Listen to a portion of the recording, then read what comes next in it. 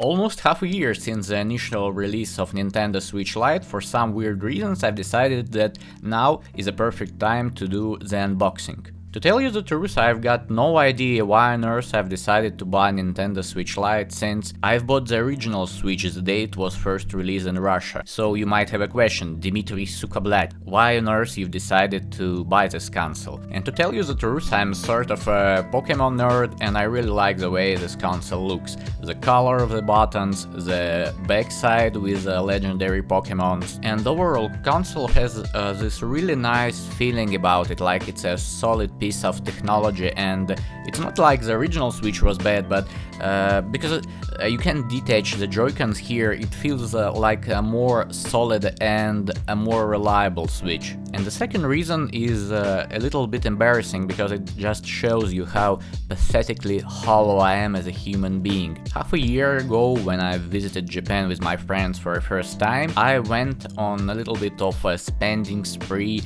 since there was a whole lot of retro game stores, and I bought like a shit ton of Nintendo DS games that I have stacked back in my room, and I'm playing through this catalog right now. And I could clearly remember the moment I've decided to buy, because I was browsing through the Nintendo 3DS and DS line of games, and when I was walking to the cashier, I've just noticed the limited edition box standing near him, and I decided, like, why not? Like, why not spend the $200 on something you don't really need because you like the way it looks? Alright, this interesting story aside, there's probably like 2 or 3 people that's going to listen up to this point. The insides of the box are really limited, the only thing you can find here is the charger, and well, I guess that's obvious because you can't actually connect this console to the TV, and that was expected. I can tell you one thing, this box looks really good. It looks like it was something made perfectly to put on your nerd shelf. You know, that type of shelf that you put all your games and all your stupid Funko Pop figurines, so you could show off to your nerd virgin friends. Well, I guess too bad for me, since the only one I could impress is my mother, and I guess she's not virgin unless she's hiding something from me, and from what I've seen from her, she's not really into gaming. Alright, putting all this useful information aside, I can't say that I'm a huge fan of this D-pad. It really feels like a Pro Controller D-pad, and I'm not a huge fan of that. I still have nightmares of me trying to finish Celeste using this D-pad, a real hell for me. But maybe it's only my problem and you'd feel totally fine with it. One of the main concerns people have with Switch Lite is what we can expect from Joy-Cons a couple months after the heavy usage. I can only talk from my own experience, and even now it works great. I've never had any problems. I've been using it as my secondary Switch for at least 4 months and using it quite heavily, so I guess it's not like it was lying in the box all this time.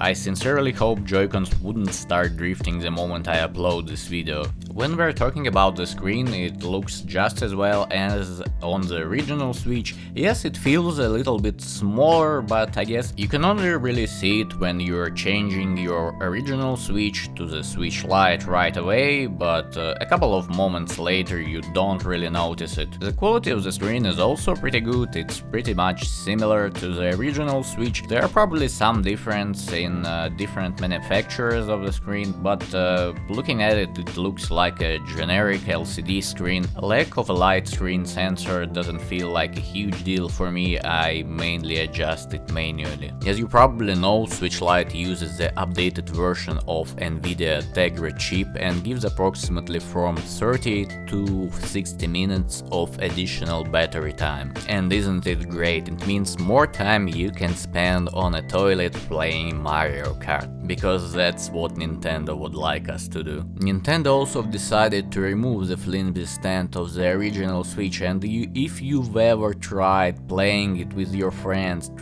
putting it on the table is a real pain in the ass. Fortunately, gyro controls are still here, because I'm 100% sure it would be a real deal breaker for a lot of people. No HD rumble, as a matter of fact no rumble at all, and considering Lite is supposed to be a cheaper version of Switch that would attract a lot of people that were still using 3DS as the main console, it seems like a solid compromise. It's definitely not as portable as 3DS or even 3DS XL. Yes, sure, it's considerably smaller than the original Switch, but still it's not something you could put in your pocket. But if you're just as me and constantly carrying around a huge backpack, it wouldn't make much of a difference between the Switch Lite and the original Switch. In the long run, I'm sure Switch Lite would be able to attract a lot of people. I think Switch Lite would be a great addition to Nintendo Switch family, since it's something that you could give to your kids and not spend another $100. Also, a lot of people don't actually use TV mode with their Switches, and spending another $100